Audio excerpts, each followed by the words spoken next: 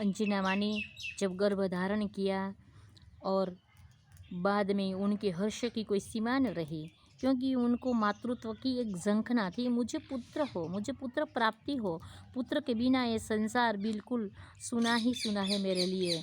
जैसे लाख भोजन बनाए और सुंदर पाक पकवान बनाइए, लेकिन उनमें स्वीट नहीं डालते, जब हम शुगर नहीं डालते और तब तक हो अच्छा उनका टेस्ट आता ही नहीं। वैसे ही संसार में जब संतान नहीं होता था, अंजना माँ कहती है कि मृत्यु लोक बिल्कुल सुना ही सुना है मेरे लिए। लेकिन आज भगवान ने मुझ पर इतनी कृपा कर दी कि आज मेरे गर्भ में प्रभु आए हैं।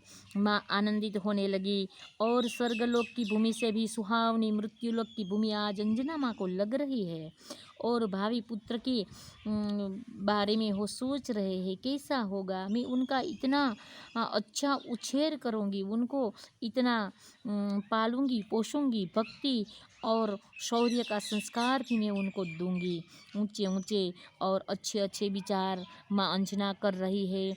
और सगर्भा स्थिति में वो आज धार्मिक कथाओं का श्रवण कर रही है, मनन कर रही है, अच्छी अच्छी सोच कर रही है, भगवान का सुंदर विचार और सोच कर रही है।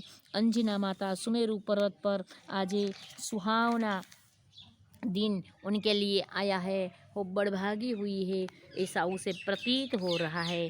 सूर्य नारायण देव आज धरती पर अवनी पर आए हैं। चैत्र शुक्ला पूर्णिमा का दिन है, मंगलवार है। सरिता मानो आज बह रही है। बन में जात जात के रंग बेरंगी पुष्प आज खिल रहे हैं। मानो पूरी प्रकृति पर हास्य छाया हुआ है और प्रकृति आनंद और प्रमोद से खिल उठी है। वैसा आज समय वातावरण हो रहा है।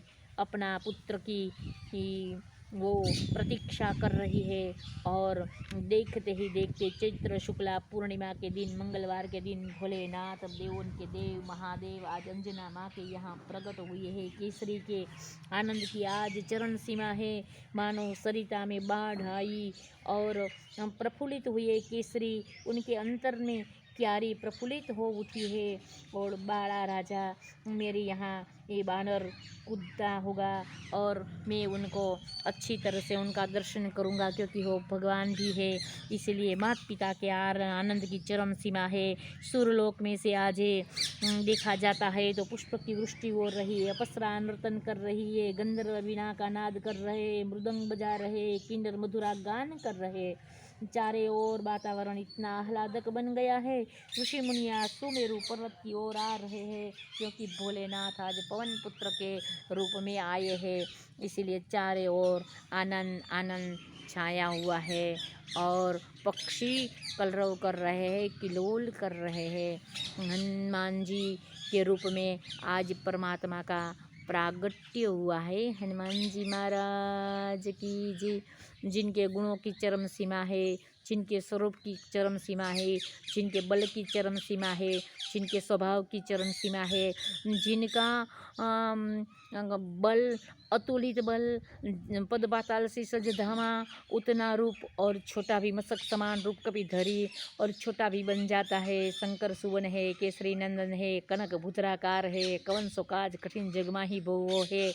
कोई कार्य ऐसा नहीं जो हनुमान जी से न हो। हनुमान जी सब कुछ कर लेते हैं, फिर भी नम्र विनम्र है। और हनुमान जी नयन में नीर, हृदय में पीर और राम के परम भक्त भी है। हनुमान जी क्या नहीं, हनुमान जी साधु है, हनुमान जी संत है, हनुमान जी ब्रह्मचारी है, हनुमान जी शंकर शिवन है, हनुमान जी रुद्र अवतार है, हनुमान जी अतुलित बल है, हनुमान जी सब कुछ दे सकते हैं। हनुमान जी क्या नहीं कर सकते। ऐसे हनुमान जी महाराज के बारे में आज हम क्या कह सकते हैं।